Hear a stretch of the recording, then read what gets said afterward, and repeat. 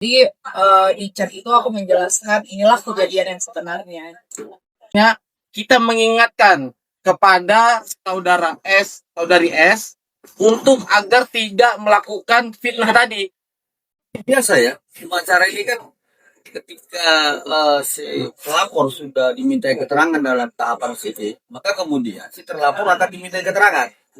Ya, kemudian kalau kemudian nanti penyidik memerlukan ahli, ya penyidik akan memanggil ahli, lalu akan melaksanakan gelar perkara. Lalu lanjutannya adalah menentukan siapa tersangkanya. Seperti itu, ya.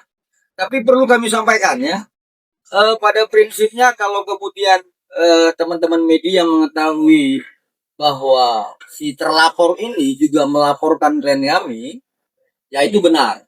Ya. Tetapi yang kami harus sampaikan bahwa ada peristiwa sebelumnya di tanggal 16 Januari 2025. Ya, 2025. Ya.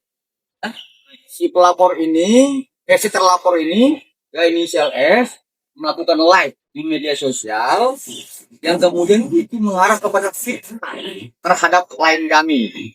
Ya, dia mengatakan kami, ya, dia mengatakan bahwa klien kami ini membongkar rahasia ya dengan seseorang yang dengan inisial D, ya pemilik brand owner juga, sehingga kemudian fitnah itu menjadi sebuah ketakutan bagi klien kami karena takutnya klien kami ini dilaporkan oleh si inisial D.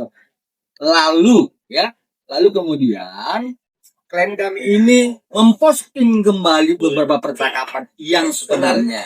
Jadi postingan-postingan yang dilaporkan oleh si pelapor itu adalah bentuk perlindungan diri, ya, menyampaikan inisial D akibat Informasi ya, agak serem sih. Maksudnya istilahnya agak ngeri, jadi takutnya hubungan jadi nggak baik gitu sama teman-teman yang lain. Jadi di chat itu aku menjelaskan inilah kejadian yang sebenarnya. Sama menambahkan izin tadi dari rekan tinggal Bang Diri. Ini secara tegas ya bahwa tadi peristiwa yang dimana memang klien kami ini memposting atau dalam hal pembelaan diri tadi, selain daripada itu yang harus perlu diingat adalah bahwa klien kami ini memiliki itikat baik. Apa itikat baiknya?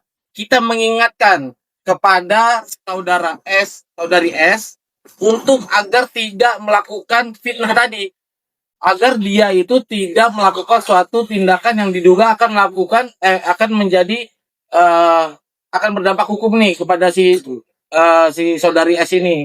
Dan juga niat baik kita memberitahukan kepada saudari D agar mengetahui fakta sebenarnya bahwa di percakapan itu tidak pernah namanya klien kami ini memberikan informasi apapun.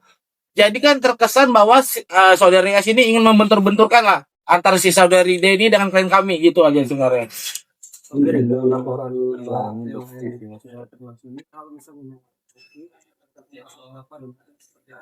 Ya, jadi dengan laporan yang sudah kita buat, sementara penyidik ya mempersangkakan dengan pasal 67 ya Undang-Undang 27 tahun 2022 dan pasal 48 junto 32 Undang-Undang nomor 1 tahun 2024. Soal ancaman hukumannya itu bervariasi ya. Ya, kalau di pasal 67 ada ayat 1, 2 dan 3. Itu ada 4, 5 dan 4 tahun. Kemudian di pasal 32 Undang-Undang ITE ada 8, 9, 10 tahun. Jadi kita tunggu. Nanti dalam gelar perkara penyidik akan menentukan ya dikenakan dalam pasal berapa dan ayat berapa dan undang yang mana, seperti itu ya. Pasal masih belum. Jadi itu kewenangan penyidik ya. Kami sebagai yang cakap secara hukum ya, yang artinya bukan tidak waras ya.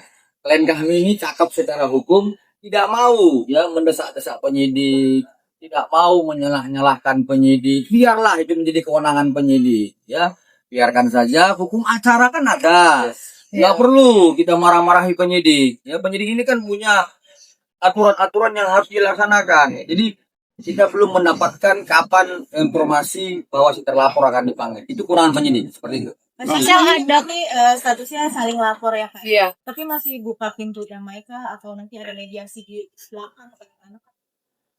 Ya, jadi begini. Kalau klien kami ini kan seperti yang kami sampaikan sebelumnya ini soal apa ya? Kalau Vicky Prasetyo bilang jenglot apa ya? Itu soal perasaan itu ya. Jenglot apa gitu, saya lupa itu. Pada prinsipnya, klien kami ini kan pengusaha, bukan LSM ya. Ya bukan ormas ya gitu. Yang suka cari gara-gara, yang suka ngelapor-ngelapor orang, enggak. Dia pengusaha, kalau kemudian dia itu harus berdamai, ya kita akan memberikan nasihat-nasihat hukum seperti itu ya. Tetapi pada sekarang ini kita hanya berdiri di atas laporan klien kami. Iya. Kita lihat perkembangan ke depan seperti itu. Iya. Ya. Kalau dari kita sih, kalau misalnya kita ngikutin jalan yang terbaik lah. Kalau dari kita nggak akan menutup pintu damai ya. Kita terbuka lebar, kita ikuti jalan yang terbaik lah. Tapi untuk saat ini kan kita ikutin proses hukum yang berlaku ya. Kita tertib, ikutin semuanya. Kasel, 1 tahun berlalu. Ah. Ya, udah setahun lewat nih. Lelah pasti ya. Satu poin penting Kasel dalam bisnis. Jadi pelajaran penting apa sih di kasus ini? Lebih berhati-hati lagi lah. Menjauhi yang namanya haram. Karena basicnya aku juga bukan suka yang berantem sana sini ya. Maunya hubungannya baik semua sama semua orang. Jadi jaga lingkup pergaulan. Ada klarifikasi dari pihak terlapor ini apa alasannya akhirnya menggunakan menaruh nomor kontak bisnis Tasel di Enggak tahu ya. Enggak tahu. nggak pernah ada klarifikasi Iya. dari yang terlapor. Iya. Ya udah gitu aja. Kasel mungkin terkait laporan Dokuk terhadap Kasel mungkin sudah sejauh mana sih mungkin atau mungkin ada panggilan untuk Oh, kalau itu begini ya, terhadap laporan si Samira ya, klien kami sudah dipanggil pertama ya, pertama karena pada saat dia kadang-kadang sakit, kami menyampaikan ya kepada penyidik untuk ditunda. Jadi sampai sekarang kita juga belum dapatkan panggilan lanjutan. Panggilan lanjutan kita belum dapat. Oke? Oke. Ada pesan nggak Kasel untuk terlapor? Statement. Makasih banyak ya. Mohon maaf lahir batin ya. Bang Biri. Sini Kasel. Jangan tambah gini nggak? Tahu Bang Biri.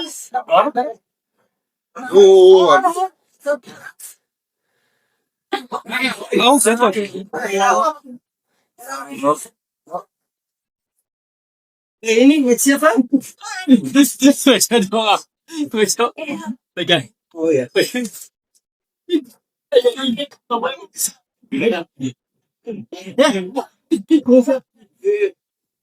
Stop dulu lah. Mana Bang Biri? Bang Biri sana tuh. Bang Biri kau tangan tak? Bang Biring tunggu bang, dikit bang.